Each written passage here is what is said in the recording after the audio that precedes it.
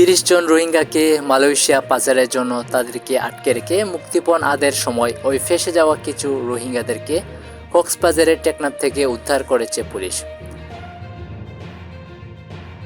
তারা হচ্ছেন উখিয়া ও টেকনাফের রোহিঙ্গা আশ্রয়কেন্দ্রের বাসিন্দা।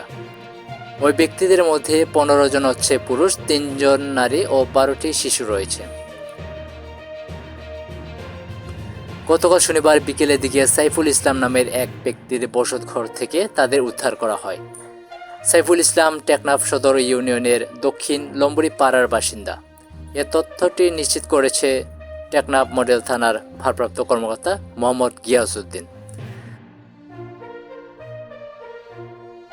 মোহাম্মদ গিয়াসউদ্দিন জানান, গোপন সূত্রের ভিত্তিতে গতকাল বিকেলের দিকে দক্ষিণ লম্বরি পাড়ার বাসিন্দা সাইফুল ইসলামের বসতঘরে অভিযান চালানো হয়।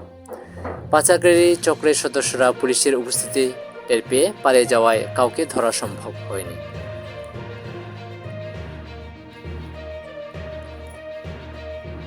টেকনাফ মডেল থানার ওসি মোহাম্মদ গিয়াসউদ্দিন আরও বলেন, দালাল চক্রের সদস্যরা রোহিঙ্গাদেরকে ভালো চাকরি দেওয়ার আশা দেখিয়ে ও বিয়ের প্রলোভন দেখিয়ে মালয়েশিয়ার উদ্দেশ্যে পাচারের জন্য এক জায়গায় জড়ো করেছিল। পরে তাদেরকে বন্দি করে মুক্তিপণ আদায় করা হচ্ছিল। প্রতি বছরই এরকম করে শীতের মৌসুমে উখিয়া টেকনাফের রোহিঙ্গাদেরকে বিভিন্ন আশ্রয় শিবির থেকে এনে পানিপথে মালয়েশিয়া পাঠানোর নামে তাদের জিম্মি করে মুক্তিপণ আদায় করে আসছে দালাল চক্রের সদস্যরা।